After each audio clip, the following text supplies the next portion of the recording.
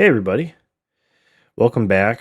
We are filming this at 4 o'clock in the morning, or actually 5:30 my time, because I was able to get up early, because my kids woke me up, but got some stuff done, which is great. So let's get right into the word. We're talking about Proverbs 3 today. Just to start off, many of the books of the Bible, if not all, I don't think there is any that don't show the summary, or let's just say like the following verses will be about X, Y, Z. Um, I'll just start referencing those just as we go along. I think that's going to be easier for people who don't have the Bible or don't read it or don't maybe have it in front of them to say, okay, this is what it's about. This given section. So I think that would be easier. And if there's any other suggestions, let me know as we move forward. So Proverbs 3, verses 1 through 12, talks about trust and honor God. All right, so right out of the gate, God is calling to those who have a relationship with Him to keep His law. So if you don't know what God's law is, they are the Ten Commandments. He laid those out a long time ago in Israel, in the desert during the Exodus period from Egypt. Verse 2 says that it was just by following those laws, it will help man gain favor with God, and there shall be length of days in peace. So, just from those two verses, this is what I kind of pulled from. Hey, what are God's laws? Okay, what are His commandments? And this is the Ten Commandments. Pretty straightforward, at least from my perspective. If you have something different, that's fine, but at least from mine, that is what we're looking at. And it's just to, hey, follow these instructions. You're gonna have peace of length of days. It talks about in Matthew. When I read this scripture, it talks about in Matthew chapter 11, 28 through 30. It says, "Come to me, all who are labor and are heavy laden, and I will give you rest.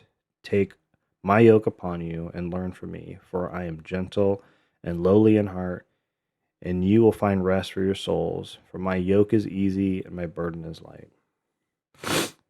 So when it comes to the Ten Commandments, they're 10, right? It's 10 rules of life. It's kind of like the golden rule. Do unto others as you would be done unto you. Pretty easy to understand and apply that concept. Um, so back to his commandments, what are they, right? So we really need to know what those are and be to follow them. So let's break it down. The Ten Commandments in simplest form. I'll put something over here in the sidebar what it is, just snippets of what it is instead of going through the scripture itself. So number one, you shall have no other gods before me. That is talking about the God of the universe, Yeshua, Yahweh, however you reference him, but there is only one true God. So that's number one. Number two, you shall make no idols. In those times, it's talking about calves and stuff. Israel went through a time where they did do that, and in the beginning, even after all the miracles they saw, Moses was on the mountain, and God's like, "What are these guys doing? I did all this stuff, and now they're doing this." And he goes down, and they're worshiping the golden calf. So that's number two. Number three, you shall not take my name of the Lord your God in vain. So that's just like not saying, God, swear word, using it as it's supposed to be like a reverence word. It's just like your dad or your parents. You wouldn't say anything bad about them typically, or you wouldn't do anything bad in that regards in your speech. So it's kind of just in lines with that on its most simplest term. Number four, keep the Sabbath day holy. Number five, honor your father and mother. Pretty easy. What are we on? 6, you shall not murder. 7, you shall not commit adultery. 8, you shall not steal. 9, you shall not bear false witness against your neighbor. So if the cops come to you and say, "Hey, did this person do this?" and they didn't do it, you're not going to say that they did. So just in that kind of sense. And then number 10, you shall not covet. So you don't want covetousness. I think is pretty rampant nowadays for sure. especially what's going on in the world and YouTube and Instagram and social media just in and of itself. So I think that's a pretty prevalent one, and is you just have to catch yourself and not do that. I've done that. I do that still. It's kind of like, oh man, why does this person have this? I want what they have. And the good thing is, God gives you everything. Um, so if He didn't give it to you, He didn't give it to you for a reason, or it's just not in that time. Okay. So moving forward. So those rules are commandments that God allows us to have. Blessings from Him, are they easy to follow? I would say yes, pretty easy. Don't murder, pretty simple. But Jesus also described if you hate someone in your heart, it's the same thing as murdering someone in real life. So it the act of murdering, going out and doing that, bad, obviously. And then Yeshua even refines it more as hating them in your heart. Have I hated someone in my heart? Of course. Have I repented of that sin? Yes. Am I still dealing with that on a daily basis? Maybe not on a daily basis, but it does come up. So all those 10 commandments easy to follow. The only one that I would say receives some kind of pushback is keep the Sabbath day holy. I'm a Messianic believer, so we have our Sabbath day on Saturday, or Friday night to Saturday night, however you want to quantify that. But let's just call it Saturday, just for um, easy arguments. Some say it's on Sunday, say it's on Friday, whatever the case is. I would say let's boil it down to a very simple question. When Jesus or Yeshua was here, did He change the day? When he was here, when He was following um, those laws that He laid out, basically, right? No, He kept the Sabbath day, and it was on Saturday. It was Friday night to Saturday, and because He established it, why wouldn't He follow it? So that's pretty cut and dry.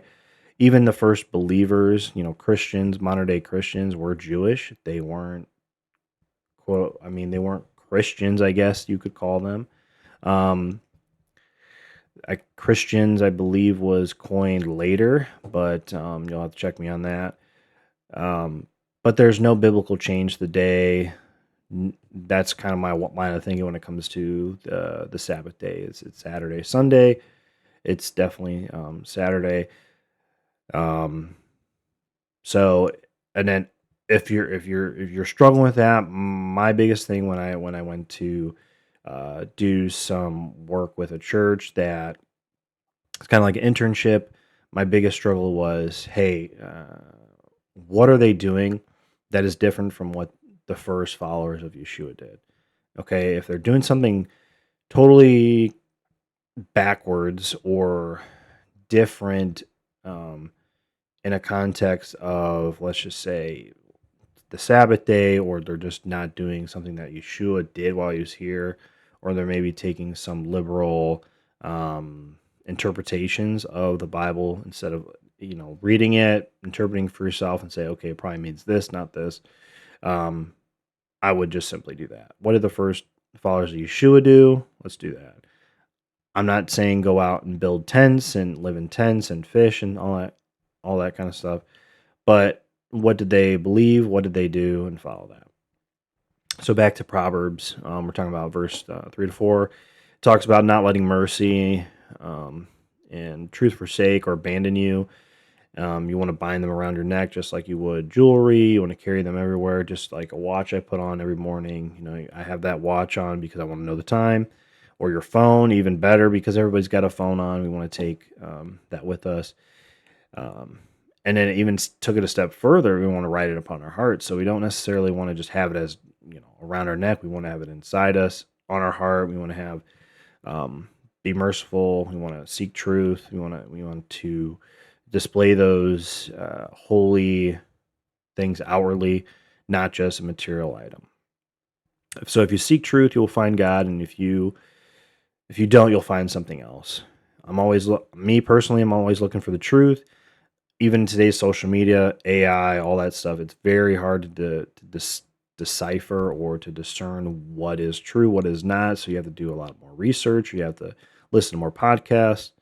Um, but I do know that people want the raw truth versus half truths, or even maybe a more doctored up version of a video. So, what do people really want? I would say they want authenticity and truth. That's probably the easiest way to go about that. Verse 5 to 6. I discussed this in previous video about trusting God, not leaning on your understandings. It says, "In all your ways acknowledge Him, and He will direct your path." So that's harping back to another scripture verse.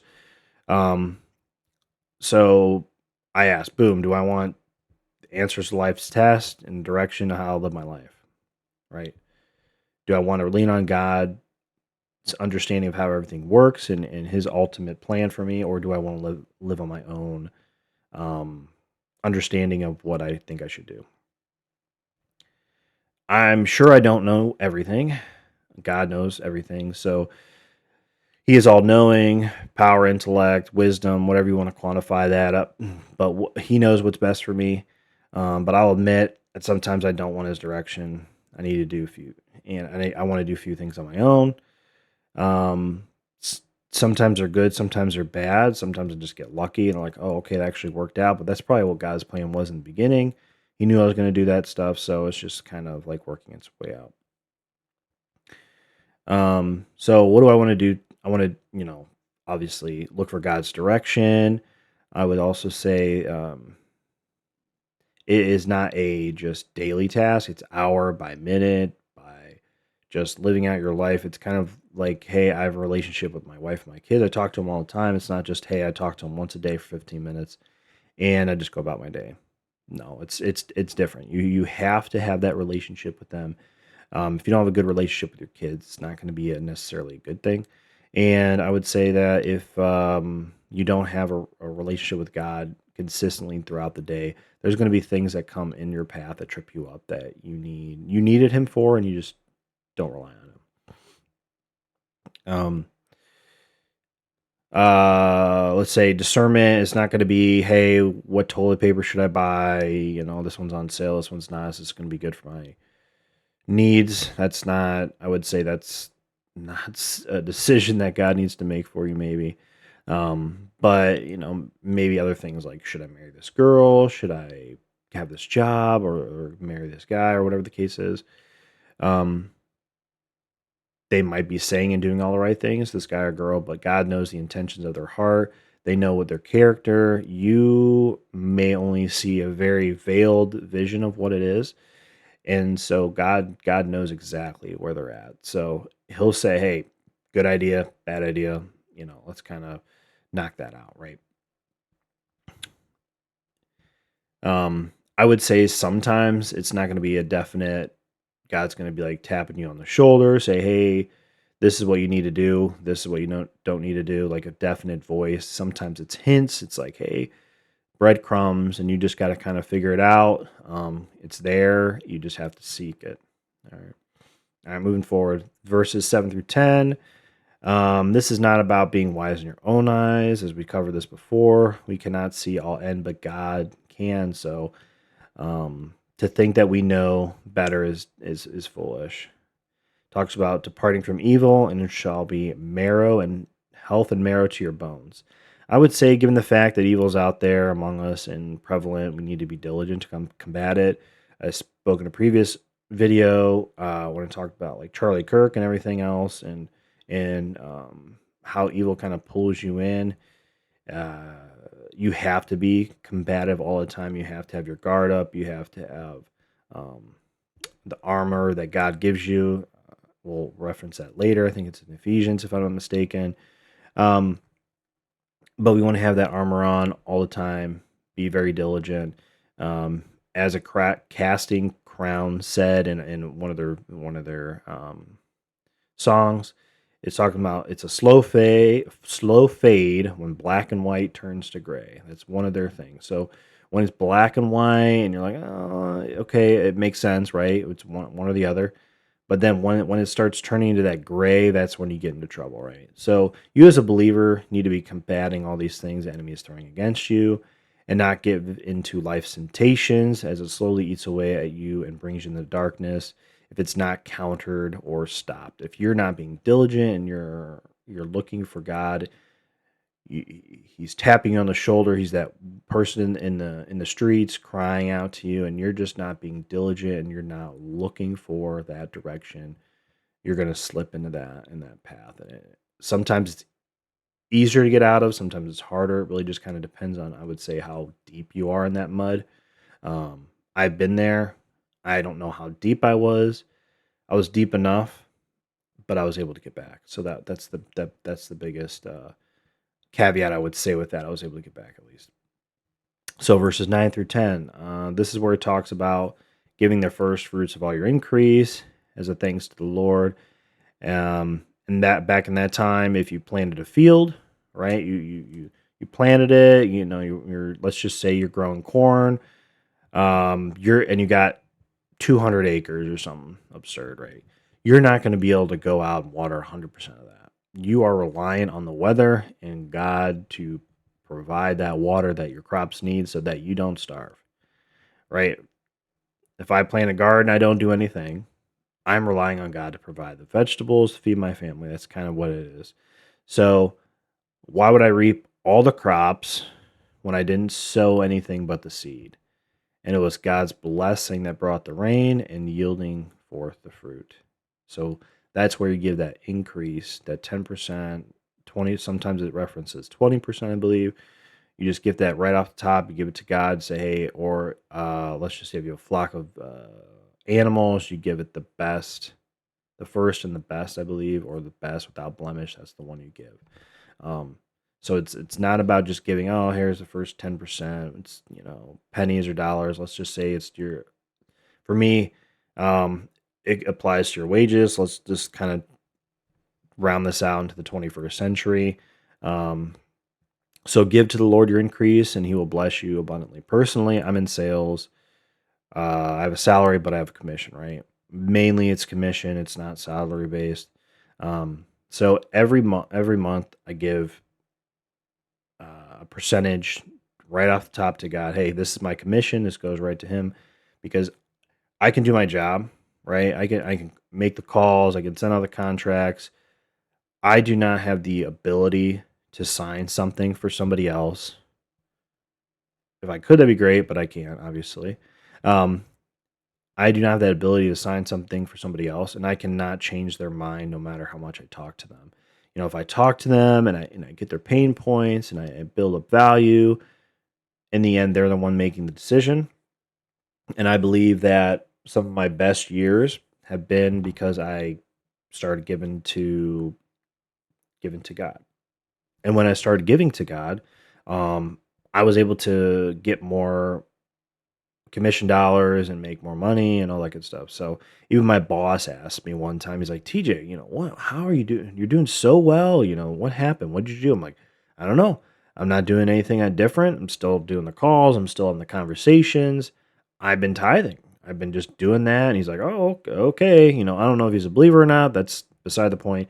But I contributed a lot to that because personally, sometimes it's the last week of the month, last day of the month.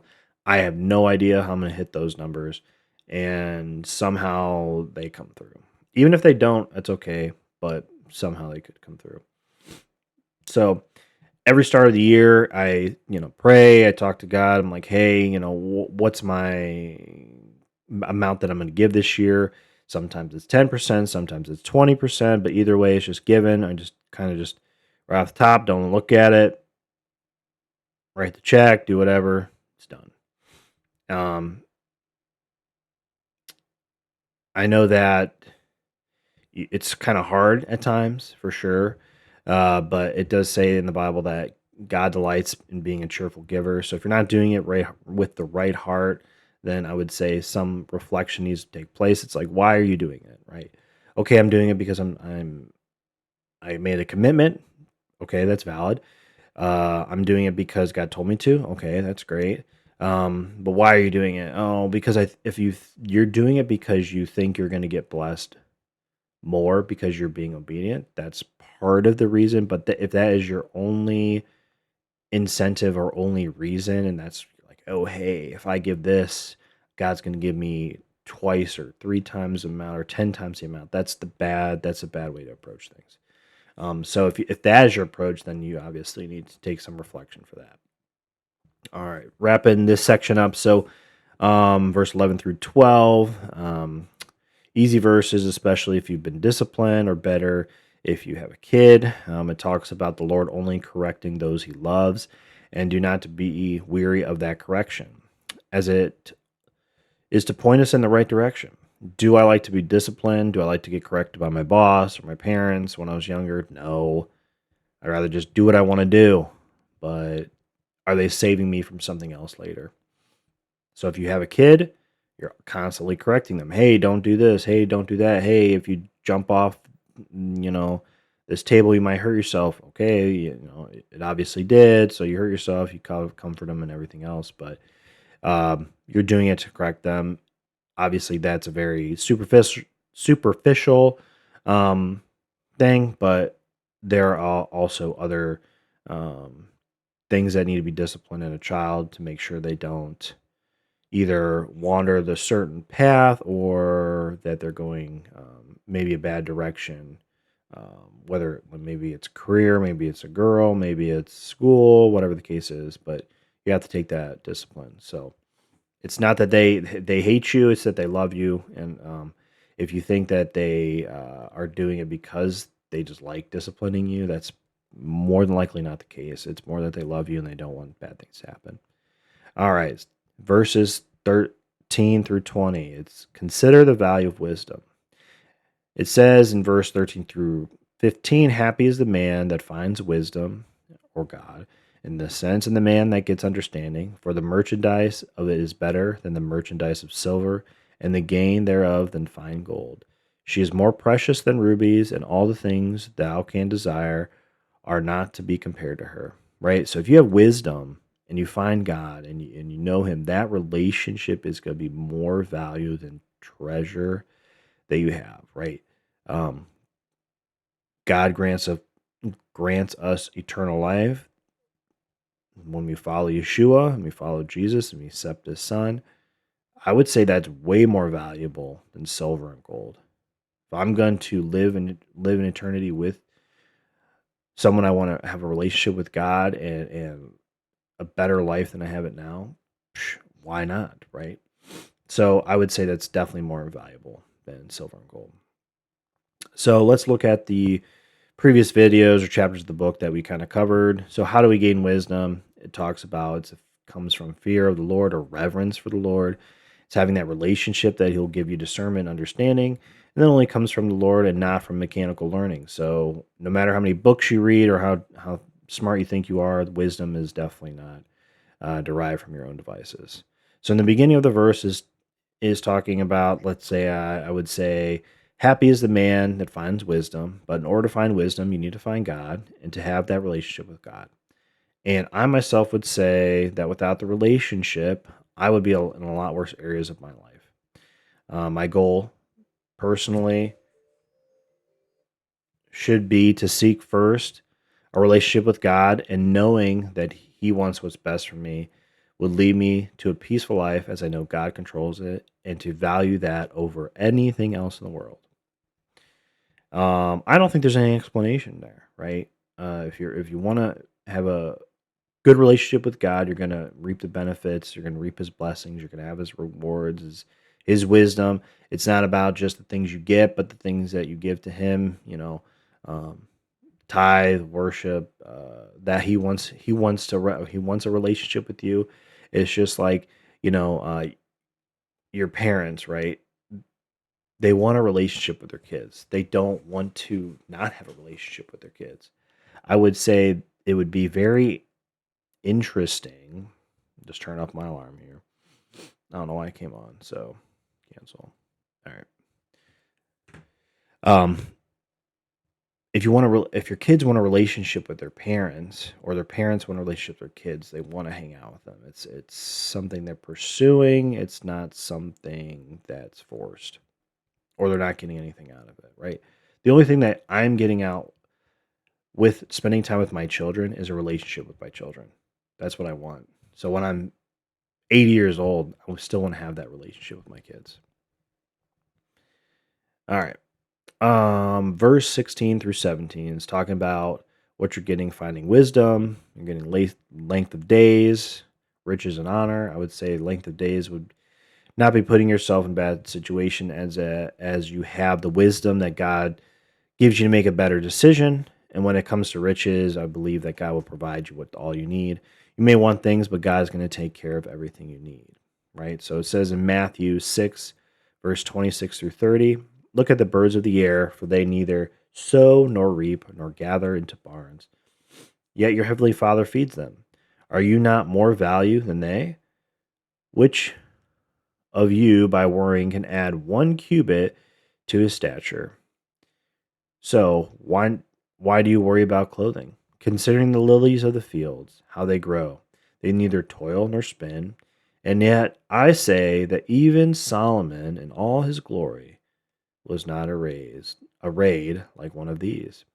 Now if God so clothed the grass of the field, which today is and tomorrow is thrown in the oven, will he not much more clothe you, O you of little faith?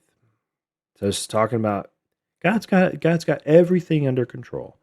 You think you worrying does like right? Which of you worrying can add 1 cubit to his stature? So can you grow taller by stature is like tallness, I believe. So if I worry all the time, if I was worrying all the time, I should be 10 feet tall, but I'm not. I'm 5'10", right? So is that going to add to me at all? My stature, is it going to add to anything? No. God's in control of everything. He knows what's going on. He's going to throw things out there that may help you with that worriness, I guess, and direct you. Obviously, if you have discernment and God's guiding you and directing you, He's gonna place things in your path that you need to pay attention to. So if you believe and trust in God, He will provide everything you need and sometimes more. But the goal is not to say, because I follow God and His commandments, He will bless me and give me riches. I would say that that person that is a flawed thinking as Job. Job had a lot of things, land, livestock, family, and yet God allowed bad things to happen and those things to be taken away.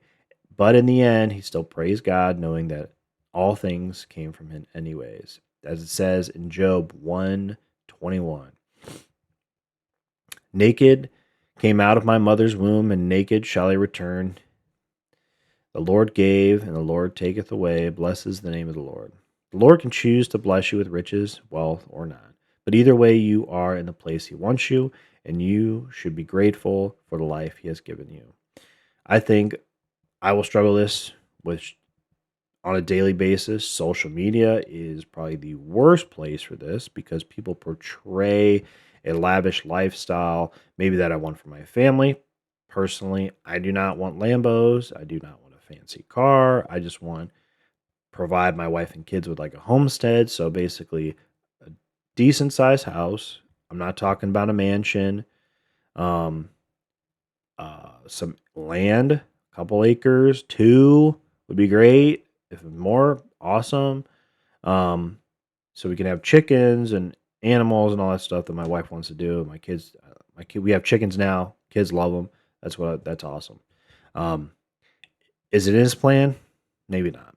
But I need to use my talents. So the talents I have at work, the best of my ability, um, and to be grateful for the things he's given me, even though my flesh wants for something more. So I will catch myself and find myself saying, why did this person get promoted? Why do these people have things that I don't have? I've been following the commandments. I've been doing everything that you asked me to do. Why haven't you blessed me with it? It'd be like, TJ, you're 35 years old. You got a long time. You're going to be around for a while. Your main focus right now is your kids and working, or your kids and your wife, or whatever the case is.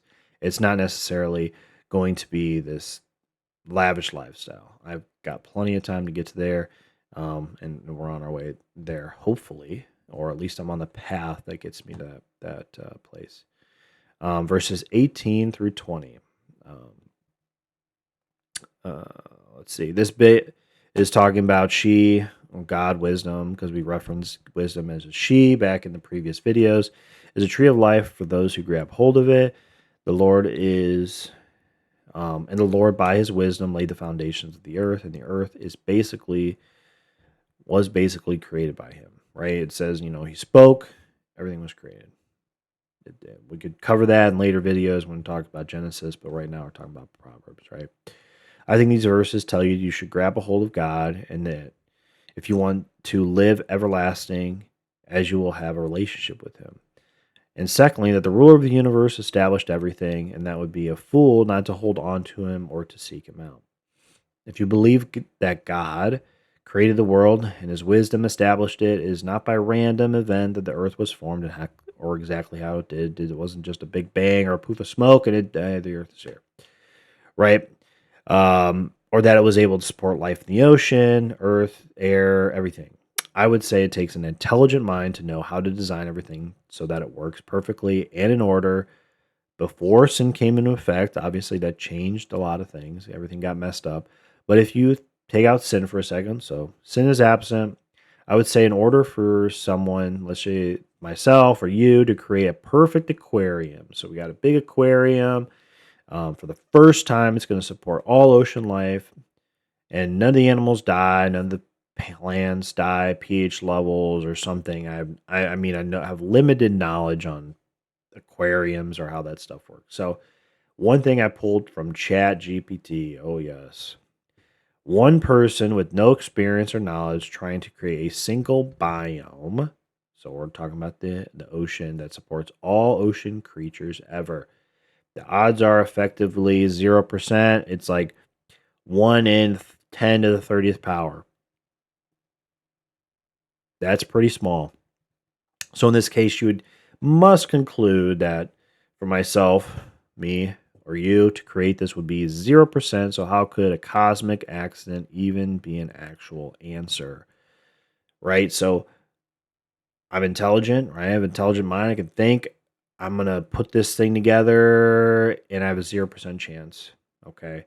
What are the odds that a random cosmic event or some boom that the science people are talking about would create just a single biome? It's probably less than that because it's even more complex because you have to take people into consideration, right? I took myself out of that and I'm just trying to create creatures in the ocean. It's 0. Now, if you add humans, which are just as complex, if not more, I mean, I don't know the science behind it, but it's probably even 10 to the who knows how.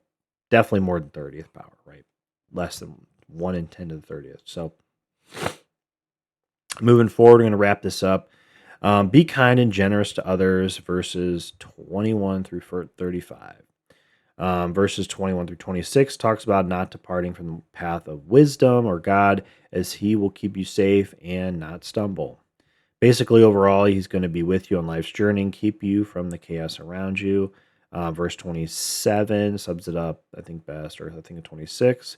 For the Lord shall be thy confidence and shall keep thy foot from being taken. Simple enough to understand, but it's saying those that have their reliance on the Lord will be okay.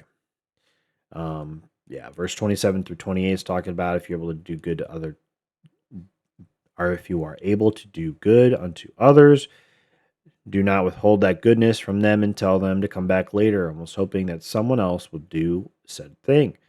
If you have the ability to help someone and bless them, it is for you to do so. So why would you withhold someone in need, especially if you can help them there and now? So why am I going to withhold blessing because I don't want to give it to them and just say, hey, I'll tell my friend, hey, let's just say I have $100 and he needs $100 to pay for gas. Hey, come back tomorrow. I'll have the money, even though knowing I have $100 in my wallet, I could give it to him.